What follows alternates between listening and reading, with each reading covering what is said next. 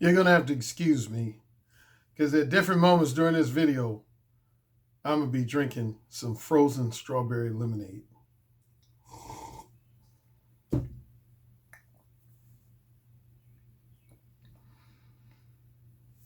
That I make with organic strawberries, lemon juice, ice. It's good. Okay. Now,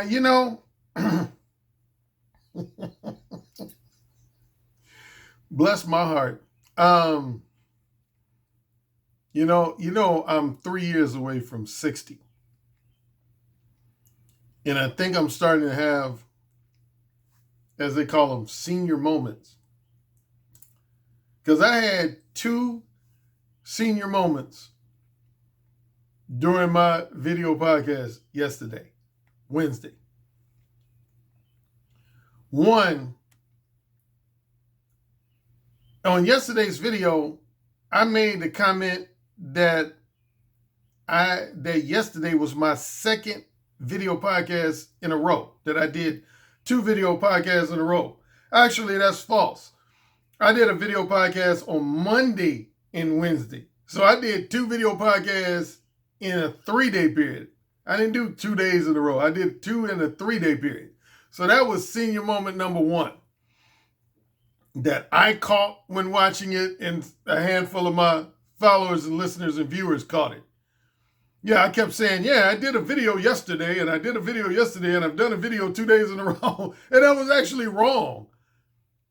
I did a video on Monday and Wednesday. I didn't do a video on Tuesday. So I don't know what I was talking about. Secondly, for the 3rd time in my memory, and I don't think I've done it more than this, but at minimum for the 3rd time, I said insert dog face here and then forgot the dog face. I know for a fact that's the 2nd time this year in 2020. And I think overall that's the 3rd time I've said insert dog face here and then actually forgot to insert the dog face. So that was my 2nd senior moment. So again, hey, I'm 3 years away from 60. Maybe I'm starting to have those senior moments. And you just have to forgive me. Excuse me again.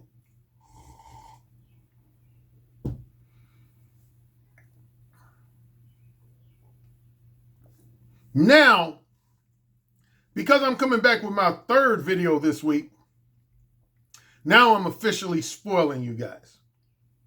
As I mentioned yesterday. That's my official standard for spoiling you guys on YouTube.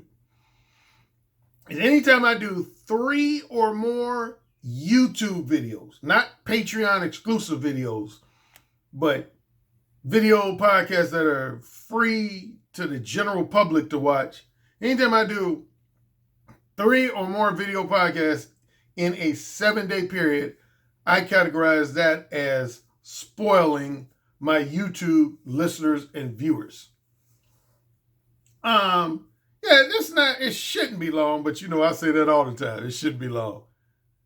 But one of the things I want to cover 2 things, basically. It's 2 things I want to cover. One related to Trickin, because I got a little bit, not a lot, a little bit of pushback on my comment about Trickin. Excuse me, burp number 1. Burp number 2. And secondly, I want to respond to this highly invalid, erroneous assertion that a lot of men always bring up when I talk about marriage. But first, before I get to those 2 points, I had an enjoyable conversation with a Patreon subscriber of mine who goes by the initials JFC. JFC. We talked we had a consultation, and an interesting thing was, I didn't really give him any advice in this consultation at all. He just spent the whole consultation expressing kudos to me, respect to me, and gratitude to me, which of course warmed my heart, and I was much appreciative of all the praise he extended to me. But it was interesting. Yeah, he's a fairly new Patreon subscriber of mine. And honestly, most of my, I would say no less than probably 3/4 of my Patreon subscribers initially followed someone else. I was not the first dating coach they've ever followed. Like, I would say the vast majority of my Patreon subscribers are usually single heterosexual men who initially followed some type of indirect coach, some type of indirect dating coach, and then they somehow found out about me, and then they start following me. So I would say no less than 75, probably no less than 75 to 80% of my Patreon subscribers are guys that followed at least one other dating coach prior to me. And even more specifically, and this, you know whose name I'm going to bring up, even more specifically, I would say approximately 25 to 30% of my Patreon subscribers are men who initially followed Feliciano T. Collins, his real name, a.k.a. Alpha Male Strategies, a.k.a. AMS. Yeah, that's real talk. Yeah, I have probably minimum 25 and as much as 30% of my Patreon subscribers are men who did one or two things. Either used to exclusively follow AMS before following me, or they follow both of us. Or they follow both of us, but now they exclusively follow me. And JFC, I asked his permission to make mention of him. So yeah, he's in that category. Matter of fact, JFC, he told me he followed up to 4 dating coaches before he followed me. Yeah, he followed 3 Caucasian PUAs / dating coaches. He followed 3 Caucasian PUAs / dating coaches. And then the one other black dating coach he followed before me was AMS. And he gave me a very flattering comment, which I've heard from at least a couple of guys before. Well, actually, more than a couple of guys. A few guys have told me this. But he basically said, Alan, I followed a number of guys before you, but in retrospect, I wish you were the first guy I had followed. He said, I wish you were the first guy I followed. Because it relates to a comment I made on my video on Monday when I was, kind of in passionate mode, heated mode. And I said something, that some people probably consider very cocky of me, which contributes to my reputation for being full of myself. But at one point in my video on Monday, the video I did on Monday, I said something to the effect, I said, the vast majority of guys on YouTube who are offering dating advice really need to shut the fuck up. Because they either, A, don't know what the fuck they're talking about. They don't know. In other words, they're giving what I feel is bad advice. Or, secondly, a lot of people who do give good advice, most of their advice is copied either from me. If they're emphasizing direct game, it's usually copied from me. Or if they're offering indirect game advice, they copy it off of somebody else who's more well known and more established than them. And that's the truth. Most guys on YouTube who are giving dating advice, if I give a rough estimate, I say at least 80 to 90% of the guys on YouTube who call themselves offering other men dating advice, they're either giving advice that's very flawed and invalid, or if their advice is fairly rock solid, it's not original. It's advice that they're stealing from other dating coaches who are more well-known, more well-respected, and more established than themselves. It's either one of those two. Like, again, when it comes to direct game, man, come on, man. My nickname is the godfather of direct verbal game. Most of the guys who offer direct game, they bit off of me. And I don't say that with apology. I say that unapologetically with full conviction. The vast majority of guys on YouTube who are promoting direct game, they biting off of me. I was the first major person in the manosphere. I ain't talking about the black manosphere. I'm talking about the worldwide manosphere to really heavily promote direct verbal game advice, which is why I have that nickname, the godfather of direct verbal game. The one person I would say is close to my level, if not even maybe on my level in the worldwide manosphere, was David X. David X is somebody who heavily promoted direct verbal games starting with the mid to late 90s, which is around the same time I did.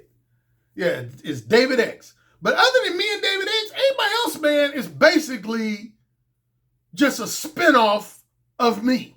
They either a spinoff of me and or a spinoff of David X if they promote direct game. Now, indirect game, there's a lot of established guys who have promoted indirect games starting with the late 1990s to now. So it ain't just limited to like one person or two people or three people. Probably the biggest name when it comes to indirect game would probably be Eric von Markovic, aka Mystery Method. He has arguably Ross Jeffries. Ross Jeffries is somebody who's big, who's one of the pioneers of indirect game. Who else is one of the pioneers of indirect game? See, it's too many people. On the indirect side of things, it's too many people to name that I would say could arguably be called a pioneer or an early thought leader or influencer of indirect verbal game.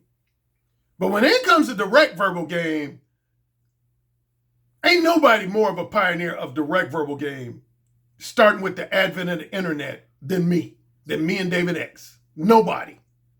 No, I would dare anybody to say they are. But anyway, going now, I kind of went on a digression, but going back to JFC.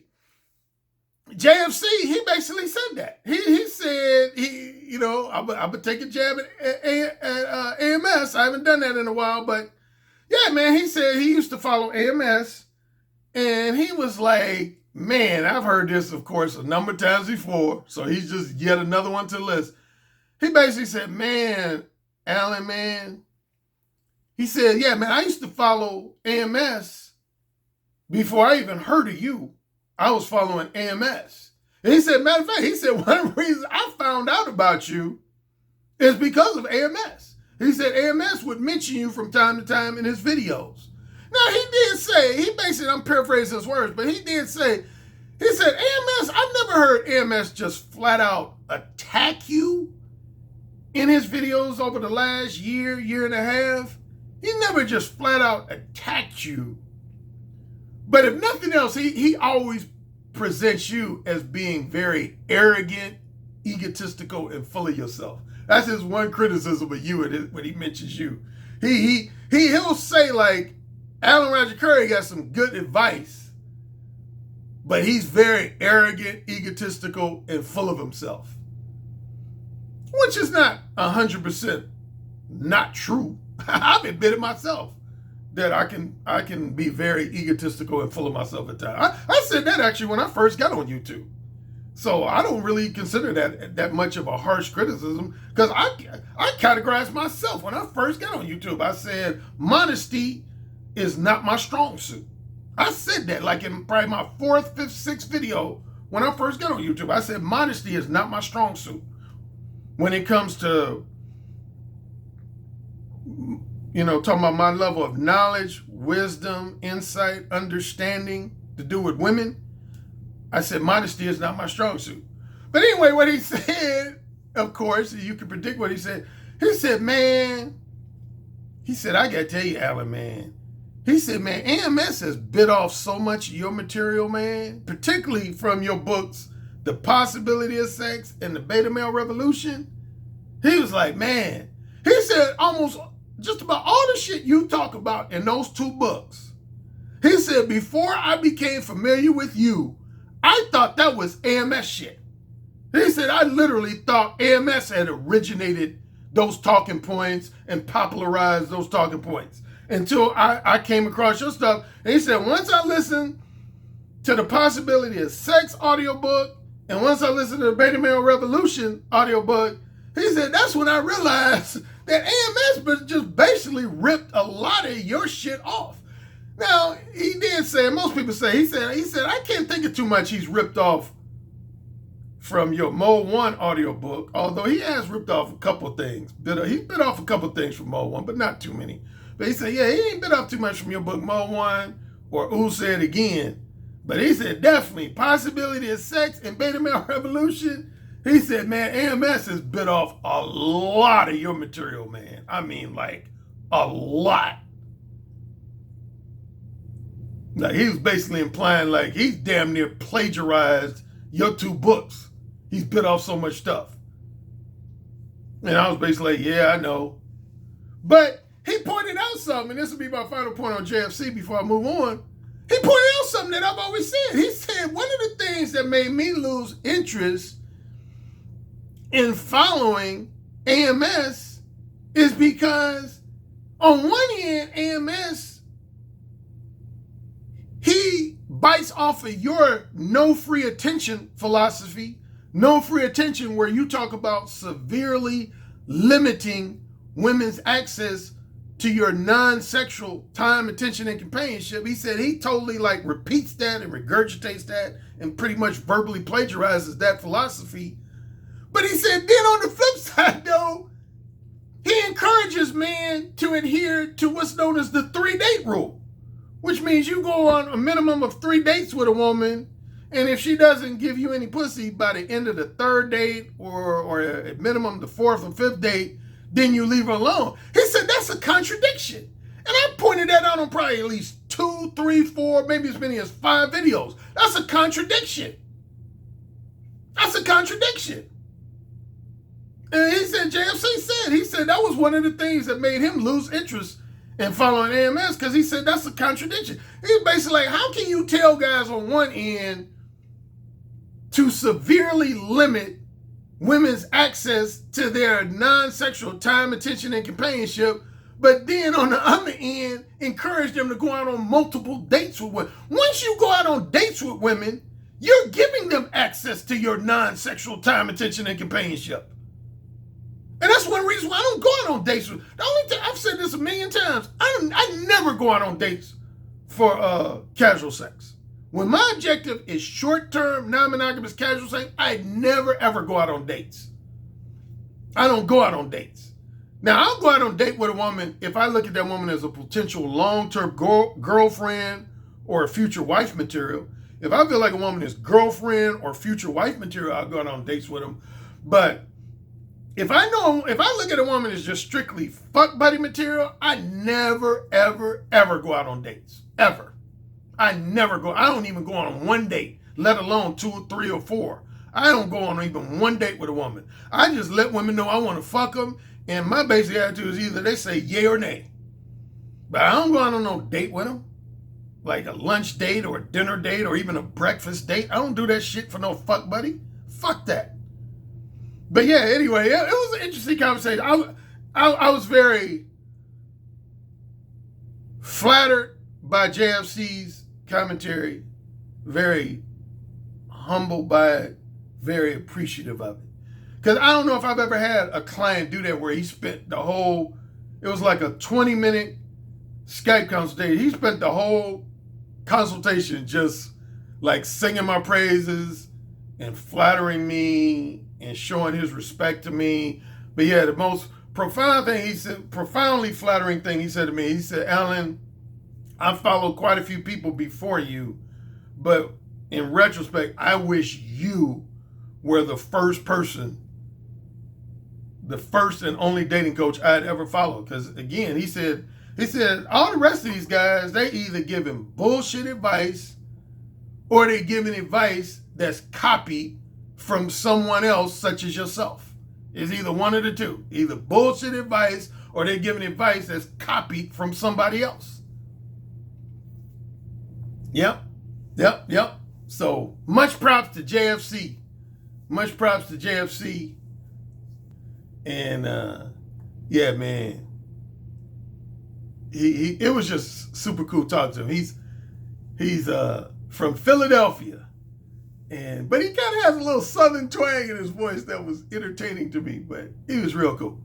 Anyway, now let me get to what I really want to talk about.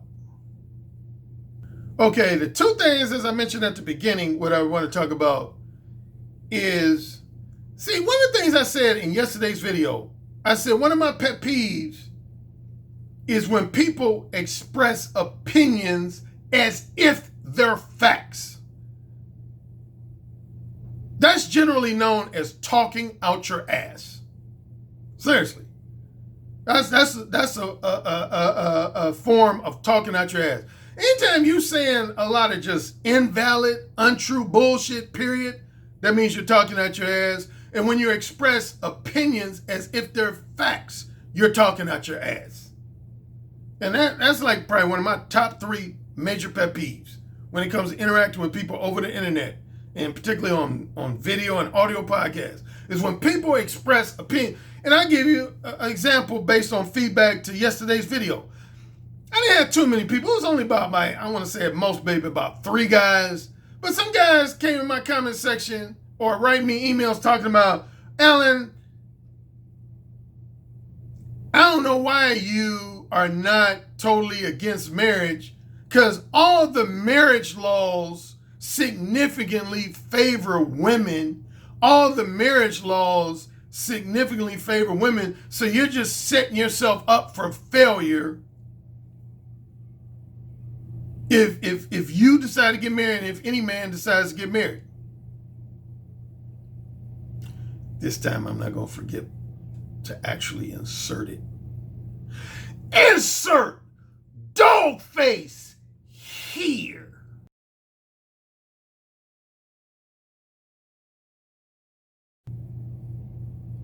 You don't know what the fuck you're talking about. See, that's why a lot of people on the internet and on YouTube need to just stop fucking talking. Because they don't know what the fuck they're talking about.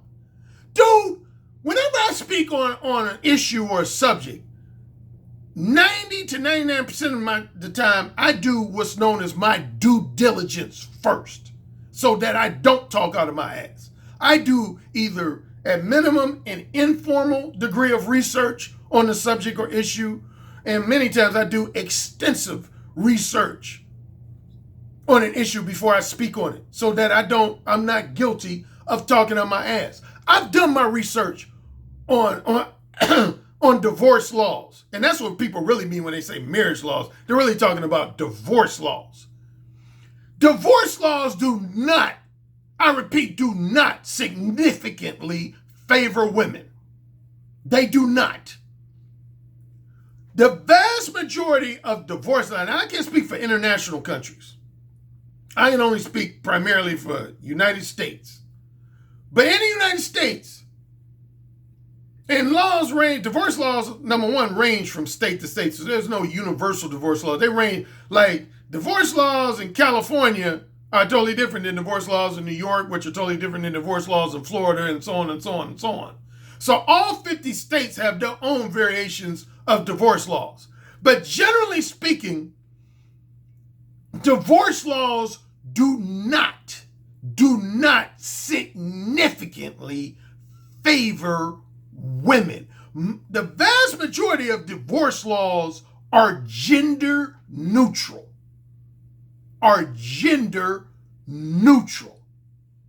They are. They are gender neutral. Without getting too lengthy and too specific and too academic, I'm going to just break it down in general. Here's what most divorce laws are designed to do. Is to prevent any of the spouses who are getting divorced from facing financial hardship after the divorce. From facing undue financial hardship after the divorce. And that's not always the woman.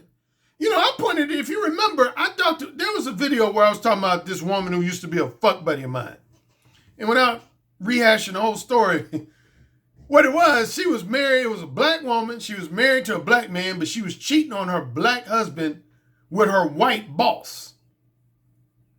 And her white boss ended up promoting her to the point where she went from making something like 30 to 35 grand a year to making over like 250 grand a year over a span of a few years. When she got divorced from her husband, she had to pay alimony. She had to pay alimony. Why?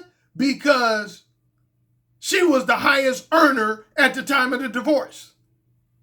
And that's true of any woman. If you got a married couple and the woman is making, say, 200 grand a year and the husband is either unemployed or making a very low salary, the woman is going to have to pay alimony. So how can you say that divorce laws always favor women? It doesn't.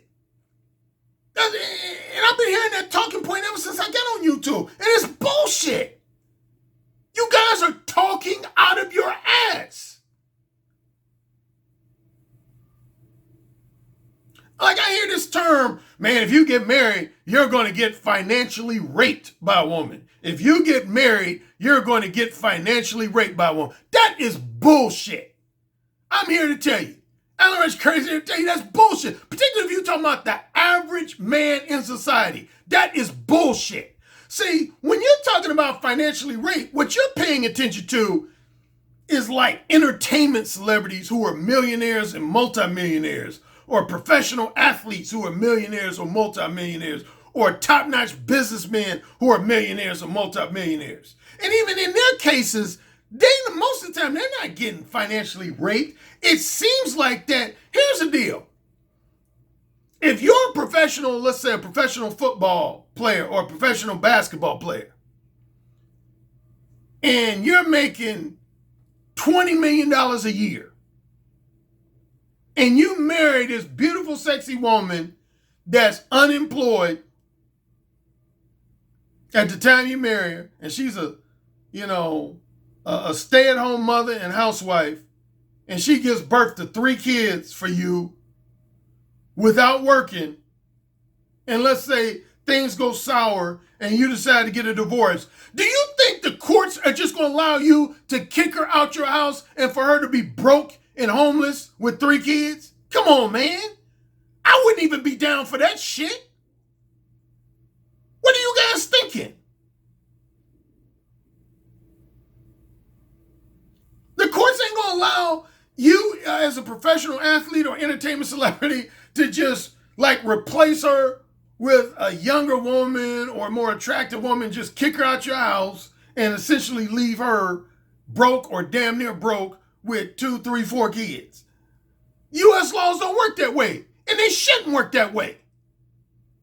So yeah, that wife is going to get paid to prevent her from experiencing undue financial hardship. That's what most divorce laws are geared to do, is to prevent either a man or a woman who gets divorced from experiencing undue financial hardship, particularly if the woman has children. They're more favorable to women who have children. But yeah, man. So some of y'all, this whole financial rape talking point and argument is, at maximum, is total bullshit. At minimum, it's exaggerated. At maximum, is total bullshit, and at minimum, is severely exaggerated. Most women do not financially rape their husbands through a divorce. Particularly if you're talking about men who make, say, less than 200 grand a year. For most men who make less than 200 grand a year usually do not get financially raped in divorce court. They do not. And I would go as far as say if they do, it's at least 50% their own fault. Because there's ways you can prevent that. So it's at least 50% their own fault.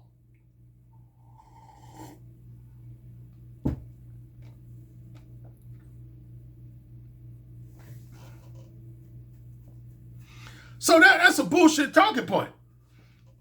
Now, here is where I would halfway agree with a lot of men. Now, if you switch from simply divorce laws to child custody laws, then I'll at least halfway agree with that. Most child custody laws do generally favor women. Most child custody laws do generally, not always, not 100% of the time, but generally do favor women. But if you married a woman of high quality, she's usually going to allow you to see your children. I mean, unless you just marry a bitch, a woman who's just a straight up bitch. But yeah, I know a lot of fathers who have either full custody or the majority custody of their sons and daughters. So it's not impossible for a man to gain custody of their children. Sure, I know a lot of men, quite frankly, they don't want custody of their children. Mainly because they fucked a woman that they never wanted to get pregnant in the first place. That's why you have so many deadbeat dads. There's a lot of guys who will fuck a woman like they met at a nightclub on a Friday or Saturday night. They fucked in the back of the car without using a condom. And then that woman ends up pregnant. And because they never wanted to raise children with that woman in the first place, they're like, shit, I ain't gonna help her raise that kid. So guys like that, they didn't want kids in the first place. But if you're talking about divorce law, specifically as it relates to finances, I challenge you. If you want to prove me wrong, prove me wrong. I'll let you come in my comment section. Prove me wrong with factual, 100% factual information that all divorce laws significantly favor women as far as it comes to distributing finances and material assets. Prove to me that I'm wrong. I guarantee you, I'm like 99.99999% sure you won't be able to. Because again, I've done my research on this, man. Most divorce laws, particularly as it relates to finances, are gender neutral. In simple terms, it's all about who's making more money at the time you get divorced. Again, if you're married to a woman that's making $200,000 a year and you're making like $15,000 a year, that woman ain't gonna be able to financially rape you. How could she? I mean, that's just logical sense. Another thing, generally speaking, exceptions not included, women generally cannot take something that you accumulated before you got married. So if you have accumulated a certain level of wealth or a certain level of material possessions before you get married, in most situations, again, exceptions aside, in most situations, women can't touch that.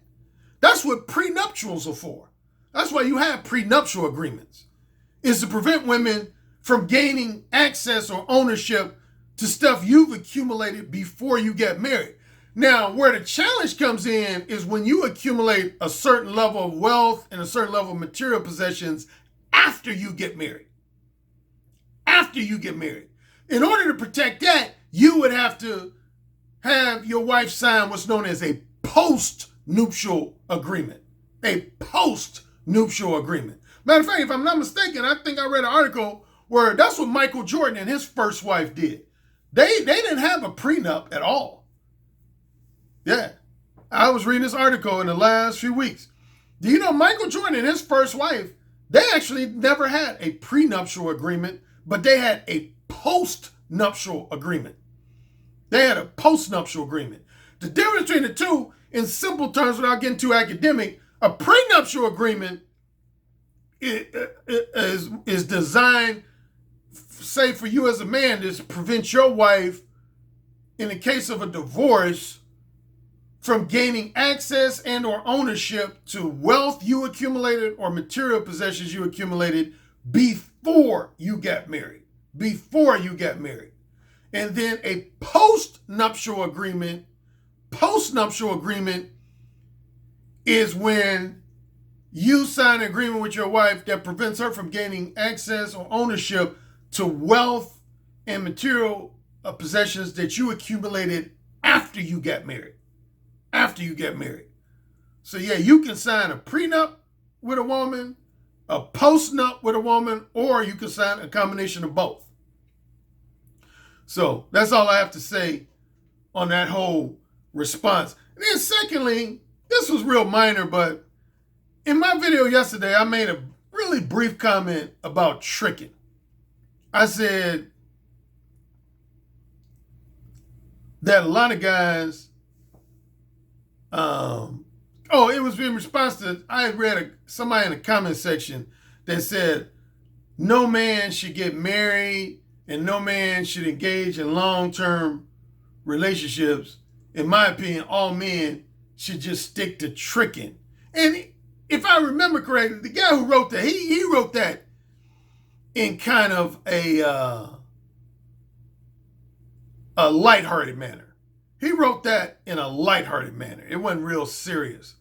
But anyway, I had a couple guys that wrote me. One guy wrote me and said, Alan, I've been watching you for a while, and I could have swore you said you're not anti-tricking, but now it seems like you are anti-tricking.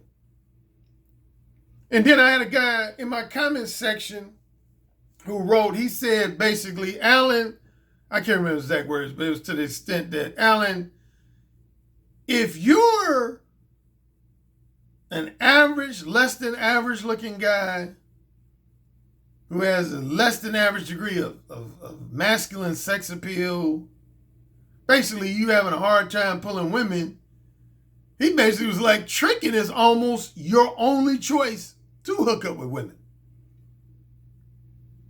Well, I would at least partially, not fully, but I at least partially agree with that. Well, first, let me start with the first guy who wrote me. Number one, I am not per se anti-tricking. I've never passed judgment on guys who trick. My attitude generally is, if you want to trick, go ahead and trick. So I'm not with full conviction anti-tricking, but here's what I would say. My commentary on tricking in general. Number one, in most cities, states, and countries, tricking is illegal. Now, most men know how to circumvent the legalities of tricking, but technically, on paper, in most cities, states, and countries, tricking is illegal. The formal term for tricking is solicitation for prostitution. In most cities, states, and countries, it is illegal to you to just walk up to a woman and say, I would like to pay you $50 in exchange for you sucking my dick. In most cities, states, and countries, you can't get away with that. You can't. You can't get away with that. That would be considered solicitation for prostitution. You can either go to jail for that, or if not go to jail, you have a fine levied against you. Yeah. Yeah, like say you did that to some random woman on the street and she was offended by it and she reported you to the police. Yeah, you can either end up having to pay a fine or go to jail because of that. So that's my number one cautionary warning about tricking, is technically that's illegal. Now that's to be distinguished from what's known as whining and dining. Whining and dining, you could say in simple terms, is a legal way to trick. A simple example of whining and dining would be if you invited a woman to go out to dinner with you at a 5-star restaurant, and say you took a woman out 2 weeks in a row, 3 weeks in a row, 4 weeks in a row, 5 weeks in a row. You took out to dinner at a 5-star restaurant and you just confidently assumed that she's going to reward you with pussy because you took out to dinner 2 weeks in a row, 3 weeks in a row, 4 weeks in a row, 5 weeks in a row. That's known as whining and dining. That's not illegal. That's not illegal. That's what sugar daddies do. That's the difference between a trick and a sugar daddy. Sugar daddies wine and dine women in exchange for sex. That's legal. Tricking, though, which again involves you approaching a woman and straightforwardly saying, like, I'll give you $150 if you allow me to fuck you for the next 2 hours. That's solicitation for prostitution, aka tricking. That's illegal. So that's my number one thing against tricking. Number two, I don't like, and I've said this at least a half a dozen times before. Here's what really irritates me when it comes to the subject of tricking. I don't like guys who try to put tricking on the same level as womanizing. I don't like that. I don't like that. And quite a few guys on YouTube at different times have tried to do that. Tricking, in my opinion, my strong opinion, it's not on the same. In other words, let's put a simple example I've used before. Let's say me and a guy named Randy had sex with the exact same 10 beautiful, sexy women over a period of months. We had sex with the exact same 10 beautiful, sexy women.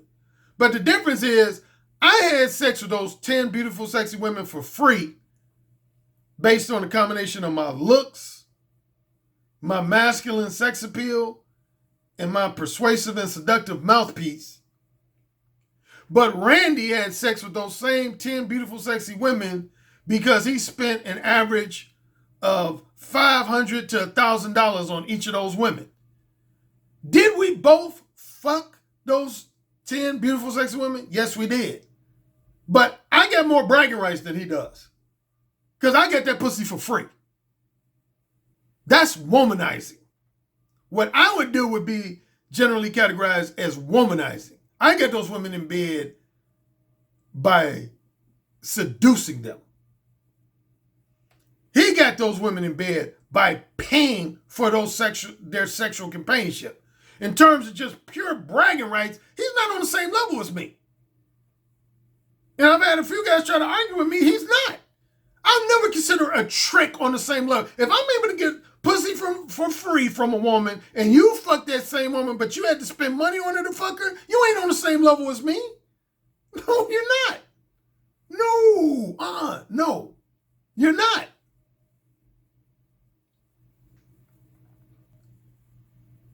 And to the other guy's point, who wrote in my comment section, I think his name was Ryan, I want to say his name was. Now, for what he said, I don't really have actually much argument against that. For the most part, what he said was valid. I don't know if you remember, but there was a video I did in 2017. It was one of my, if you're a long-time follower, you'll remember, after me and this black male YouTube personality known as Mumia Obsidian Ali fell out. We fell out about 3 years ago today. Yep, we really did. Yeah, we actually fell out almost. It was like either June 5th, June 6th, or June 7th of 2017 was when we fell out. And after me and him fell out, I did a bunch of what I call angry, harsh admonishment type videos to men in general and particularly to black men. Angry, harsh admonishment, what I call angry rant type videos. And I remember in one of my videos, I got real harsh. It was one of the first times in 2017 when I had gotten this harsh. And one of the things I said was, that I had never said in my previous videos at that time, was I basically said, some of you men in society, y'all ain't gonna ever be able to have access to pussy from women who are 7s, 8s, 9s, and 10s. I said, y'all ain't gonna never be able to fuck, with the exception of if you pay for it. I said, other than tricking, I said, y'all ain't gonna ever be able to have sex with a woman who's a 7, 8, 9, or 10. Ever. I said, I don't know the exact percentage. It might be as low as 5 to 7% of men in society. It might be as high as 12 to 15% of men in society. But I said, some of you men, y'all not going to ever have sex, particularly casual sex, with a woman that's a 7, 8, 9, or 10 unless you pay for it. And now, 3 years later, I would still maintain that assertion. So all that to say, I would say for some men need to be thankful that there's a such thing as street prostitutes, call girls, and erotic escorts. Street prostitutes, call girls, or erotic escorts. And to give you the brief gist, the difference between those three, the lowest level and lowest tier of pay-for-play sex partners would be street prostitutes. Street prostitutes, what you're paying for is you pay by the orgasm. So basically, if you pay for to have sex with a street prostitute, as soon as you have an orgasm, the session's over. It's over. And the second thing with the vast majority of street prostitutes have pimps. They have pimps that tell them what to do, who to fuck, who not to fuck, and if they get roughed up by a client, the pimp steps in to take care of that. So that's your lowest tier of pay-for-play sex workers is street prostitutes. Next level up would be professional call girls. With professional call girls, you usually pay by time, not by orgasm, by time. So you might pay for 20 minutes of their time, 30 minutes of their time, 45 minutes of their time, an hour of their time, 2 hours of their time, and so on and so on. You pay by time, usually by the hour. Usually by the hour. Most professional call girls don't have pimps. Some of them do, but the vast majority of them do not have pimps. Then the next level up is what's called an upscale erotic escort. Those are going to usually be your most expensive sex companions by the hour or by the day. Those women are usually all 8s, 9s, and 10s. They're usually all 8s, 9s, and 10s, look like Playboy centerfolds or Victoria's Secret models.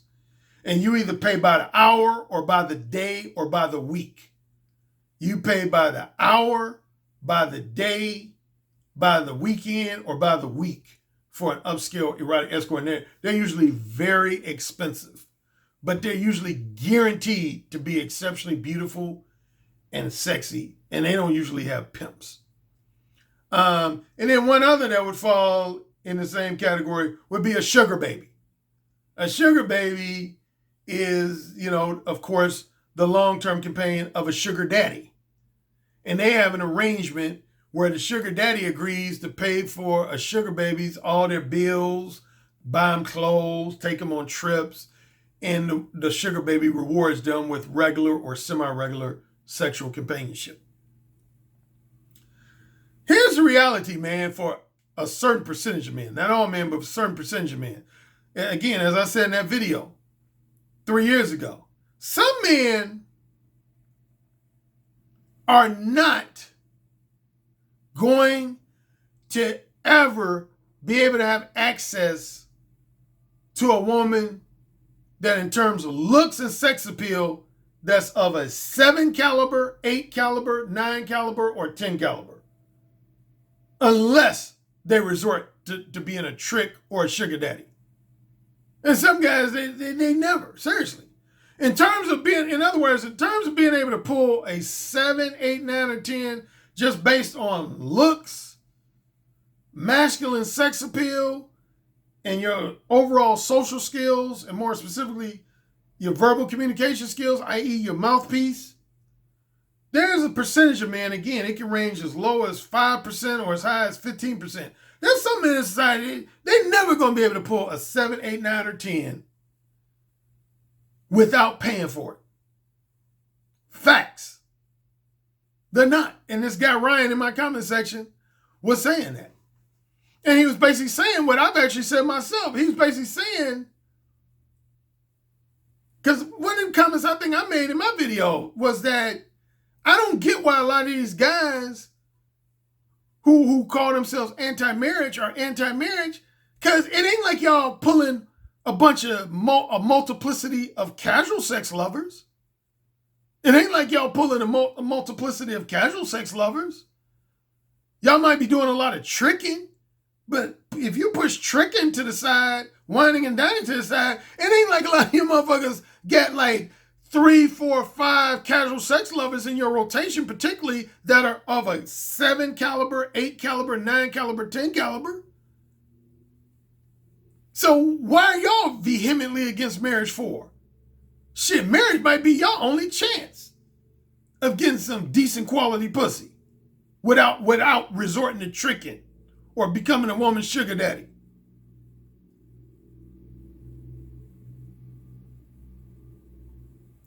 I hear guys always talking about,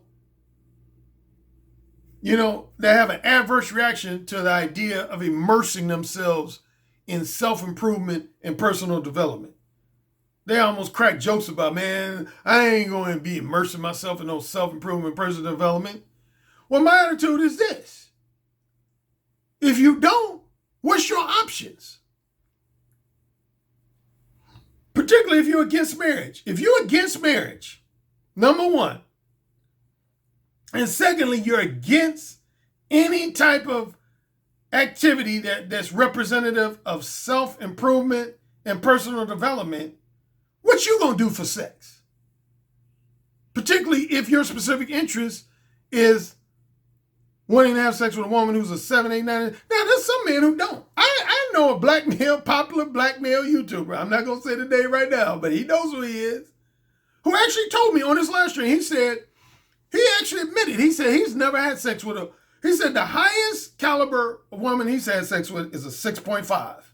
He said he's never had sex with a woman who was a 7 or higher. And some men might be satisfied with having sex with a woman who's a 3 or 4 or 5 or at best a 6. More power to them. But my attitude is, if you ain't down with marriage, if you ain't down with self-improvement and personal development, what's your options if you want to have sex on a regular basis with above average looking women? What's your option?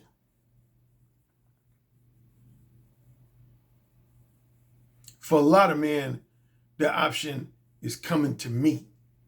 The option is absorbing all of my knowledge, wisdom, insight, advice. The option is doing multiple consultation sessions and even a one-on-one face-to-face coaching session with me. Because I've helped thousands of men and I will continue to help more.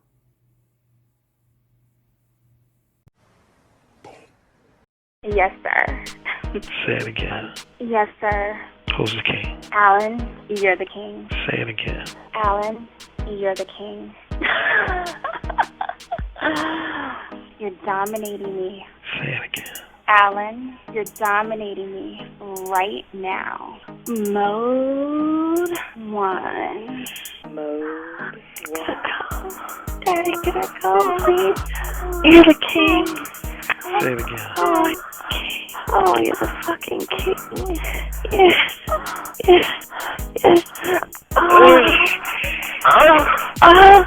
You're the king, Alan. AKA the king of verbal seduction. It's the tone of your voice, how seductive your intonations are, the vibrations that you could just reach out over the phone lines and stroke a woman's breast just by the sound of your voice, how you could make her pussy so wet just by the sound of your voice. That's actually very hot. So you said my show was what? I said your show is powerful. Oh, say it again. Your show is powerful. I bet the king would fuck me really good. Oh, yeah. Who's the king? Alan Roger Currie. Oh, yeah. Who's the king? Alan Roger Currie. The king.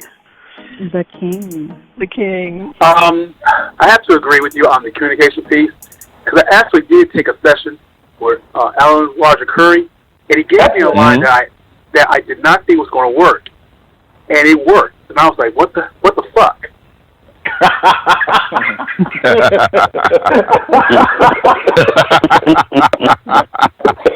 Oh my God! Man, he's the master. He's the master of the verbal seduction. He got that communication piece down pat. It really worked. Yeah. It just simply worked, and I just didn't think it was going to work at all. Verbal seduction, man. I'm like, clearly, this guy's the Michael Jordan of seduction. Like, come on now.